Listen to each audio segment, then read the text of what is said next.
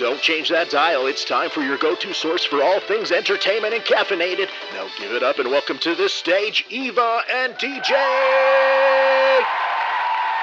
I'm DJ Walkside. And I'm Eva Crow. And this is the Inks and Lattes podcast, where we're spilling the ink and dishing out drinks. So as most of you guys know, DJ and I are both members of the Creative Coffee Cafe Discord network, an amazing place where creatives of all types can come together, bounce ideas, get support from their fellow creatives, and lots of other fun stuff. It's an awesome community, and so now we're going to feature some work from some of our talented members. Yeah, today we're actually going to circle back to showcase cafe member Natalie Anna Jacobson. Natalie is a lifelong writer and storyteller based out of Washington, D.C. Her career spans across marketing and communications, news and media, video and photography, as well as journalism and numerous writing endeavors. Here's a little teaser of her upcoming debut novel, Ghost Train. In 1877 Kyoto, during the Meiji Restoration era, Meru Hosokawa, a samurai's daughter, encounters ghosts, mysteries, and a kitsune, who offers her help in exchange for confronting a demon as she navigates the challenges of a changing world. So Ghost Train is now officially available for pre-orders on Amazon and is set to release on October 15th. So be sure to get your pre-orders in for that ASAP. You can also check out her website for all the great things that she's done and any future projects that she has coming up. So Natalie can also be found on TikTok at Natalie Anna J. Every Friday, she posts an episode of her series called Folklore Friday, which introduces a myth or lore or character from Japanese stories and culture, a lot of those which tie into her novel Ghost Train. So be sure to check her out, give her a follow, and tune in for Folklore Friday. And then just a reminder, all the links that we talk about today will be listed in the description. And just a quick reminder of some other great CCC-related things. So Aster at Aster's Mystic Bedhead has a shop on Ko-Fi. Check out Aster's Tiny Art and snag your own adorable, charming, one-of-a-kind little piece of Aster's tiny art. They're great. They're cute. They're so cute. And don't forget to visit the Bewitchery, a small online shop that offers candles, spell kits, jewelry, fragrances, and a whole lot more. And then Luna Wolf Wyoming Designs has all kinds of beautiful tumblers, stemless wine tumblers, mugs. They offer pre-made designs, and they also accept custom orders, which I can say, personally speaking, are amazing. They're so good. Owner and You're creator. enjoying the one you got I there, have eh? two from Vicky, just saying, and they're fantastic. I'm obsessed Ooh. with both of them. So owner and creator Vicky has put out the special Dripping Creativity tumbler as well, and 15% of the sales on those go back into the Creative Coffee Cafe. And lastly, Justin at the DM's Guide is open for TTRPG map making commissions. You can DM him on Instagram at the DM's Guide, or reach out to him via his website. And again, all the links that we talk about can be found in the description if you're interested. Yes. So, okay, our topic of the week is going to be talking about origin stories. There's a lot of good ones out there. DJ, I'm going to let you start us off. I'm going to let you start.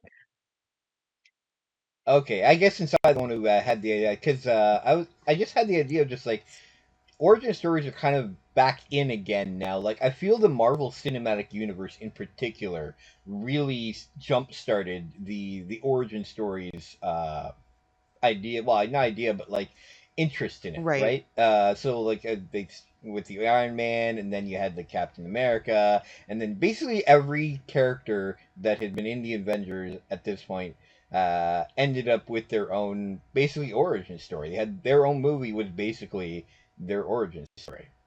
And so now you see that. Then you saw that like Star Wars started having them, Mm-hmm. and some other things would have them, and yeah. So now it's a big thing in that kind of thing. Yeah, and I love that, like, I think, correct me if I'm wrong, but like when you think of origin stories, you think of films. And when I think of origin stories in my head, I think of books and like characters from books that I love that have gotten origin stories. Um, I just, I love a good origin story, especially I'm going to go out on a limb and say I especially like them for villain origin stories. I am a big fan of Oh those. yeah. I just saw the trailer for Wicked, Mm, the movie, my that's gonna favorite the movie version of musical it. ever. Just a side note, we're gonna have to do an episode on Wicked, and and I cried when I saw that I trailer. haven't seen it yet, and honestly, yeah, watching the trailer, I actually am. I'm pumped. Like I was I had. I wouldn't say I wouldn't want to go, but I wasn't like it wasn't a thing that I was seeing like, oh man, I can't wait to go see Wicked. After seeing the trailer, Hmm. you know what? No, yeah, I definitely want to go see that movie, and it would be nice to see like the play one day Yeah, too. But it's a lot cheaper to see it as a movie than to go see it yeah. in as a play. That's for And that sure. is an A little excellent, more accessible that yeah, way. that is an excellent example of an origin story, though. For those who don't know or aren't familiar with Wicked, it is it's based on the book, but it is the origin story of the Wicked Witch of the West, Elphaba. And it is, and we'll throw in Glinda's origin story as well, because she's in there as well. But it is so good. Like, it's like a whole other like level of like good origin story because there's so much involved, and there's like tie-ins to The Wizard of Yeah. Oz. I actually saw it in Broadway, or not on Broadway, I should correct myself. I saw it Ooh. in um I saw the musical version is what In I'm trying to theater, say. like yeah, In yeah. That's what Cleveland. I figured you're getting at there. Yes. Oh, okay, all right. I think it was in Toronto once, and I think it might. I don't know where if it still might be. I don't know, but yeah, I didn't realize how intricate the story was that they had in there. Like I knew what it was about, Hmm. that it was the origin story of the Wicked Witch of the West, but I didn't realize how intricate of the story was until I saw the trailer. I'm like, wow, that's actually like very Mm-hmm. intriguing as far as the depth that they put into her character. So I can definitely see why it became this big hit because it takes a character that anyone who had seen Wizard of Oz, of course, especially if you were a kid, she was scary as all Oh hell yeah.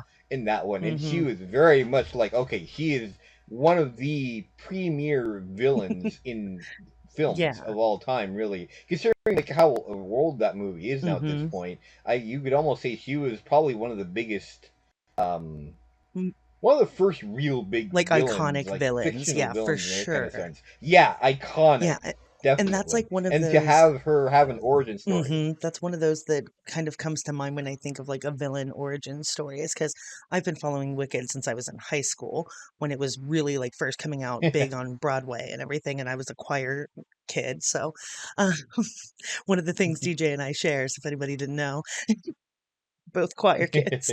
But um yeah, I think that's what's so great about origin stories though, is like we only know the Wicked Witch side of the character Elphaba. We don't know why she's wicked. We don't know, was she born wicked? Was she made wicked? We don't know.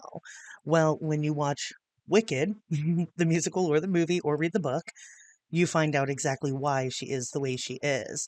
And it really puts a whole new perspective on characters when you see where they come from and how they got to the character that you know already.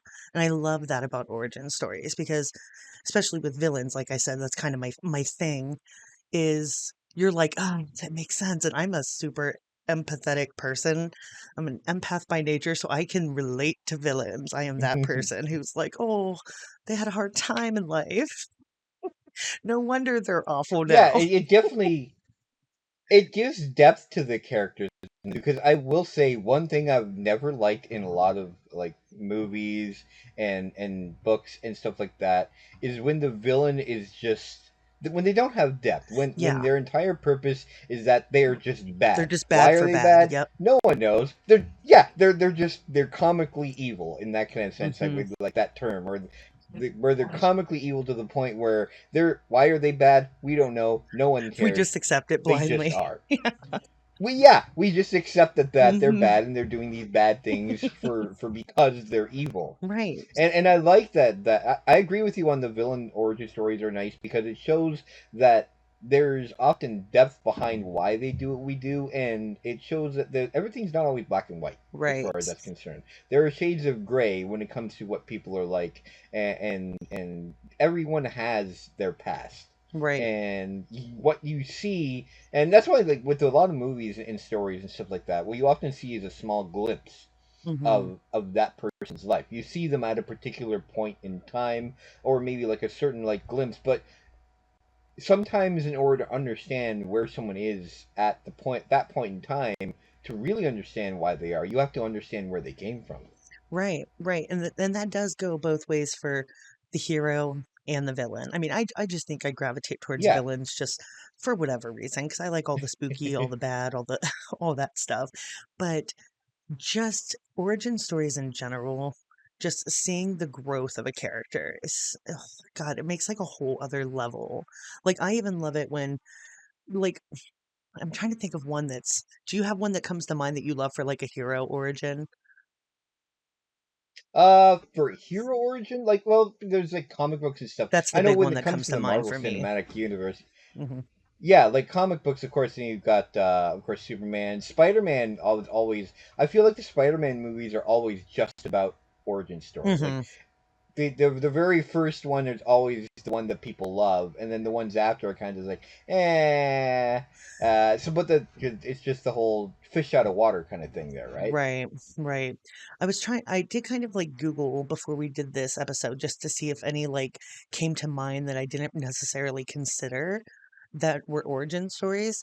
I know you probably haven't seen this one, DJ, because I know you don't watch a lot of horror, but the horror film X, if anyone hasn't seen it, I'm going to try and do this without spoilers, but um, it's basically, without giving too much away, um, the X trilogy begins following a group of porno filmmakers who are attacked by a crazy couple in Oh, rural Texas. Um, but then you get the prequel, which is just called Pearl, which is about the woman of the couple in the first film, and it's her origin story, and it's played by Mia Goth, huh. and it is an excellent origin story. It is so good. If you haven't seen X in Pearl, I would recommend watching X first, then watch Pearl, so you can go back and see her younger years after the fact, and it just makes it so good. I never considered that.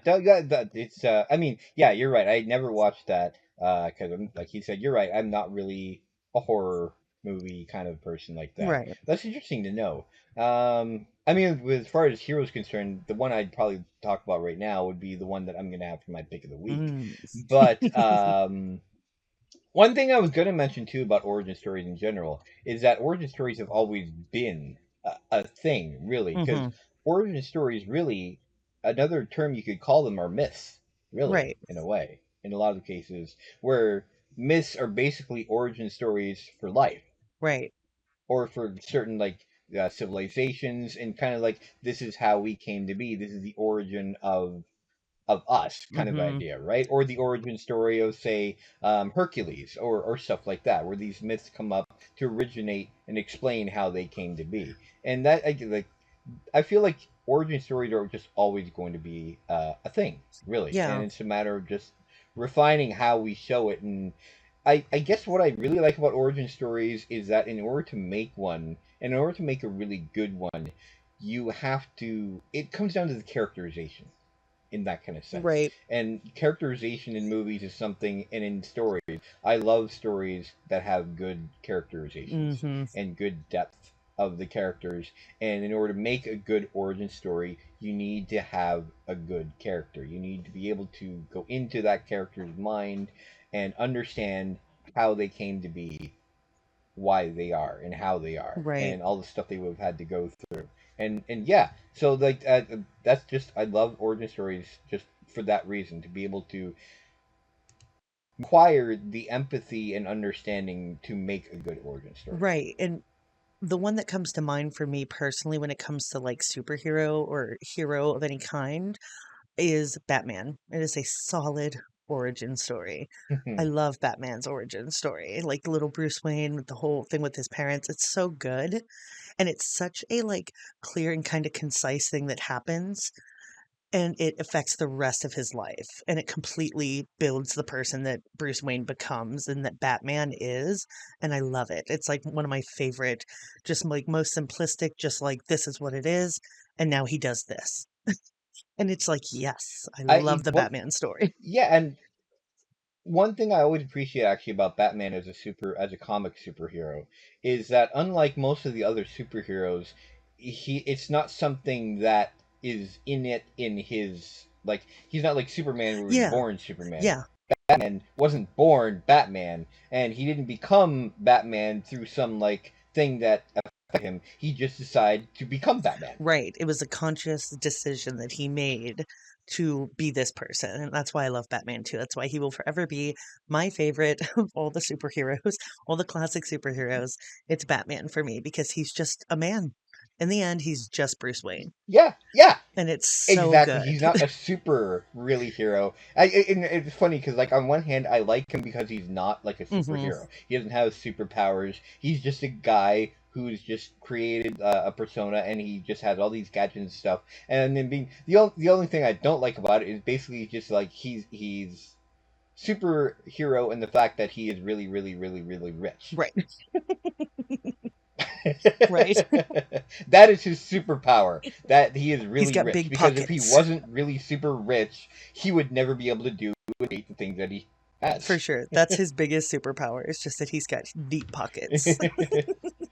Yeah, yeah, that is his superpower, and like I don't like that, but at the same time, I respect that, Yeah, in the sense where at least it's a very like down to earth kind of like, and that's why you can create some really down to earth kind of stories from that kind of superhero for sure. tale and origin story and stuff like that, For sure. and probably why it makes a good origin story too, because it's actually like grounded. Right.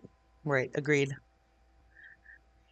Oh, do we But I guess we can go on to our pick of the week. yes.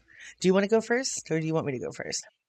You can go first. You can go first. Okay. So again, when I think of origin stories, the first thing that comes to mind for me is book characters because I am a avid reader. So my choice for origin story is the Darkling from Shadow and Bone. Now, have you seen Shadow and Bone, the TV series, DJ? Nope, not at all. Oh, it's so good. Unfortunately, I actually, honestly, it's one thing I've heard of, but I actually don't even really know what it's about. To be Yeah, honest and with you. unfortunately, Netflix, in typical Netflix fashion, canceled the show when it was like at its prime because that's what Netflix Of does, of which is a course, whole other thing to of talk course. about. But all the things, all the shows Netflix has canceled on us. But Shadow and Bone is actually one of the first book series that I read when I got back into reading. There was like a 10-year hiatus between like me graduating high school and my 20s where I didn't read anything for pleasure. Like after high school, I was done reading. Shadow and Bone got me back into reading, so it is a very special book to me. It's by Lee Bardugo. It is a trilogy, and so the Darkling. Well, how do I want to do this? So, because it's a newer show, but like at this point, it's canceled, so like I'm not really so concerned about spoilers. So, if you're really extremely concerned about spoilers for Shadow and Bone, you may want to skip ahead a little bit. But um, the Darkling is the villain in Shadow and Bone. Basically, the entire story it takes place in this place called Ravka. There is these people called Grisha who have magical abilities. They are born with these abilities. They can summon fire, wind, all these different things, right? Well, there is this thing called the Shadow Fold that was created that separates major parts of the country. It basically is like a gigantic wall of shadow that is filled with monsters, and it's like very dangerous to pass through it to Ooh. get to the other side. Like people die. It's a big thing. So, the Darkling, his origin story is slightly different depending on if you read the books and versus if you watched the show. In the show, he is a man named General Kurgan who works for the King of Ravka and he controls the Grisha army, right? His origin Ah, story, okay. he's basically something called a shadow summoner, which is very rare. There's none of them around, and he leads this army for the king. And long story short, you meet a woman who is a sun summoner, and she's basically the hero who they think she can destroy the fold, which is causing chaos in the land. So they kind of have to team up and all this stuff, but the whole time, the Darkling is one of those characters that you love and you hate equally. You love him and you hate him. And it's played by Ben Barnes, who is Very good.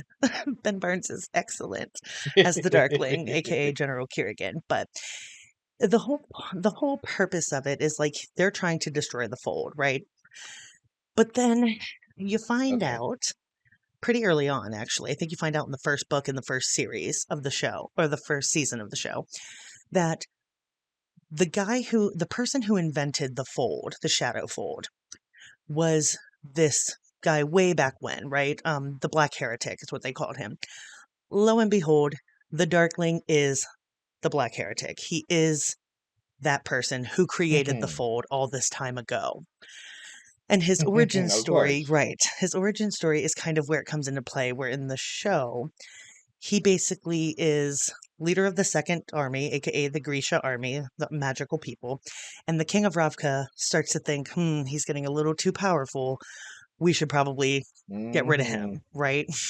So, I figured that was, yeah, I yeah, figured that's where that was going. yes, basically that's how it Yeah. goes down in the show, is that you get this flashback of what happened with Kerrigan, aka the Darkling, and how the king and his men came to take him and they were going to kill all Grisha because they were too powerful and they were going to, have the potential to overthrow the king. And through these situations that happen once the king's men are coming after him, he, in a fit of rage and horror and all of the bad things, creates the shadow fold. And so it's this massive part of the book. It's literally the entire book series is about getting rid of the shadow fold. But the Darkling, you just love to hate him. And there's even parts like if you ask anyone who read the book, everyone wishes that the main character ends up with the Darkling. That's what everybody wants, even though he's the villain. Yeah, Really? that's how good his origin story is because in the book you only get a little bit of it, but then they did come Mm. out with a prequel book um, that is his origin story specifically.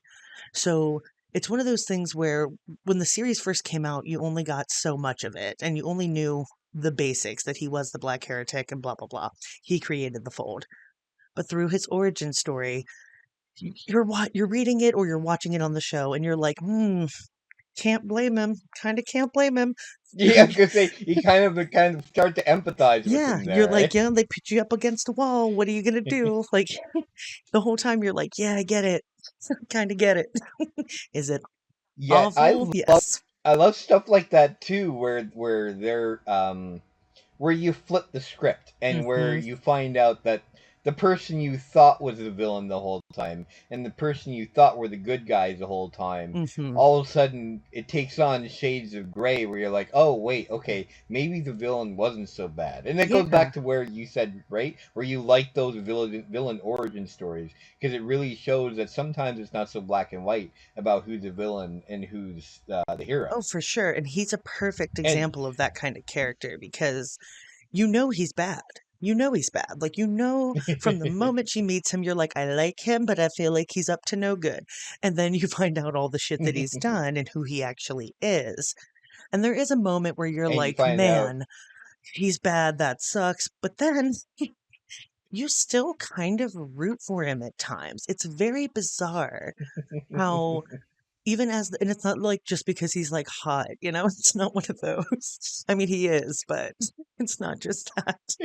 It's But just, that showed good writing too, though. yeah, it really is just a testament to how good his origin story is, that he's created this thing that is tearing their world apart, preventing trade and all of these things and creating war. And you're like, but there's a part of you the entire time you're reading it and watching the show that you think maybe he'll come around. Like, because you saw him in the beginning of where he started. And you're like, had he Yeah, been treated differently in life early on, would he have ever created the shadow fold? Would we even be here if he hadn't yeah. gone through such terrible things? Like it's the whole, are you born a monster or What are if? you shaped into the monster? Yeah, And Kierrigan I was definitely love kind of stuff like that shaped. too. Yeah. Hmm. Oh, But yeah, damn. Yeah, you're actually, oh man, you should that watch it. sounds It's something I actually would really definitely good. actually want. It's so good. Because I do love stuff like that, where just like where it makes you really think. It's just like, okay, wait a second, Yeah. and it, like I said, it's depth of character right there, right? Mm. Where it's not just black and white about who that person is and why they are. Like they're not just like evil or all good. It's a lot of shades of gray. Yeah, there's even a moment in the series. It's a line in the book, and then I'm going to stop after this. But there's a line in the book, and they transferred it like to the movie, and I was so happy they did because it's one of those lines where like him and the main character are talking, and like she knows he's bad at this point. She knows who he really is. Everything's kind of cards on the table, and she says something to him because she liked him at one point too, and she says like this could have been different. You and me, like this could have been different. We didn't have to be fighting like Mm. this and be this way. And says something to the extent of, he says something like, make me your villain. And you're just like, oh, Ben Barnes, God damn it. Like, it's one of those parts where he's just like, you know what? If you all want to paint me as the villain, then so be it. And you're just like, ooh, ooh, it's so good. You should definitely give it a shot, though. It's got like I think 3 seasons on Netflix, and it's worth watching, even if Oh, they that's did not too cancel bad. it. Yeah. But Yeah, you know what? I don't mind watching series that's only have a couple of seasons, as opposed to ones that are like 8, 9 seasons. Where I'm right. like, okay, I could get into this, but if I do, it's going to require me to watch a lot. And I just don't have Yeah. time all the time I for that feel all I feel you the there. time. But we'll get into yours now because I'm not even familiar with yours, so I'm excited to hear about it.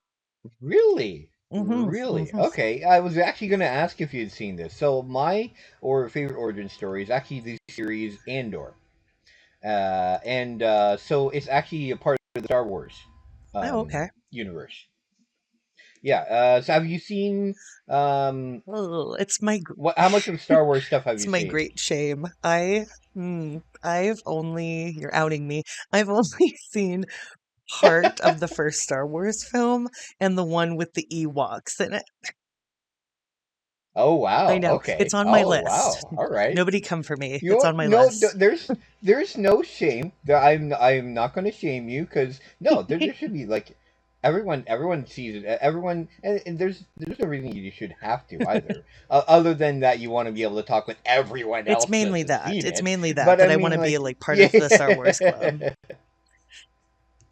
So, well, I don't know how much spoiler you want I'm as not far worried as like. about There's spoiler. probably Go certain ahead. things you already Yeah, know. I'm not worried about it. Okay, so basically, this is the origin story of two things. It's the origin story of the Cassian Andor, and it's also the origin story of the rebellion itself, really, for the most part. Okay. So, if you've seen, like you said, you've seen the first one, so you know, but like how Luke Hmm.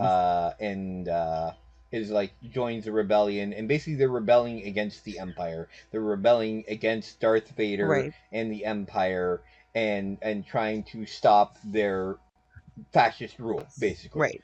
And it's because basically, like the Empire is, they control basically most of the I can't remember if it's the galaxy or universe or whatever like that, but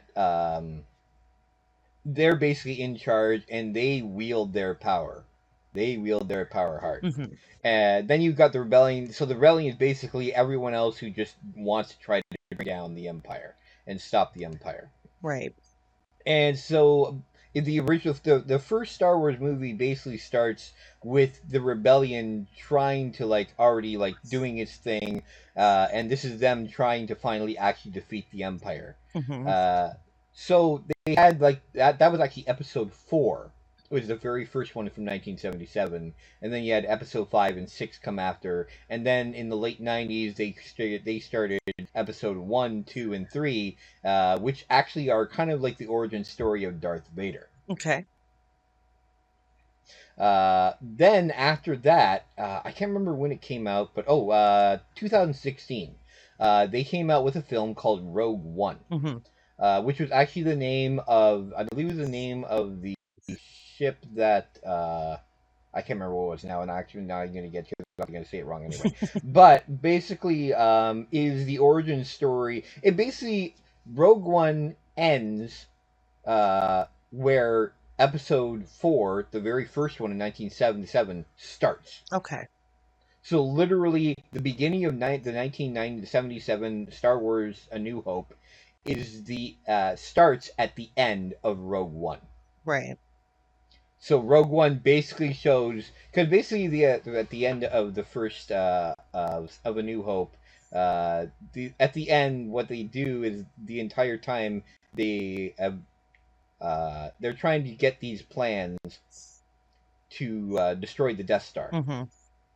Because that's what at the beginning of that episode it was Leia trying to like get the plans for just how to destroy the Death Star to the rest of the rebellion, Mm-hmm. and then they used those plans because it revealed a weakness in the big Death Star that was going to destroy planet after planet after planet, and then to destroy that Death Star. Rogue One was basically how they got those plans in the first place. Right. Andor, so one of the characters in that Rogue One movie is named Cassian Andor. He's basically been part of the rebellion, and he ends up sacrificing his life in order to get those plans.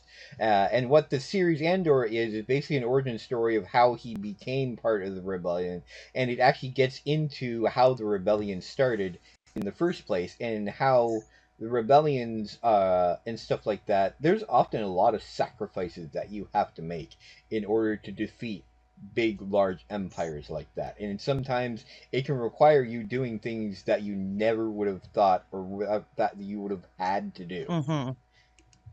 And yeah, it actually is. It is one of my favorite series of all time, actually, because Star Wars in general is very much about the spectacle. It's about like the dogfights in space. It's about just all these big characters and like how like one person can make a difference, how the Jedi can make a difference.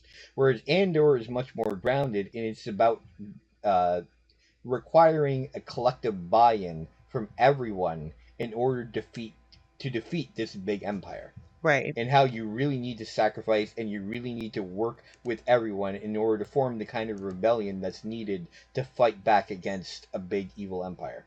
Yeah. There's a lot of parallels with just like uh life in general in that kind of sense, Mm-hmm. where there's just a lot of and it sucks because yeah, you would really have to watch a lot of the you would have to watch at least like especially the first three Star Wars movies, like episode 4, 5, and 6, the original trilogy, Mm-hmm. and then watch Rogue One, and then watch Andor in order to really understand the depth of what's going on there.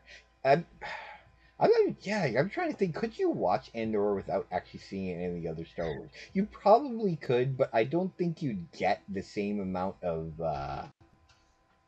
depth of understanding about everything that's going on. I Right. don't know. You know what? Now I'm gonna have to watch it again. Actually, now I think about Yeah.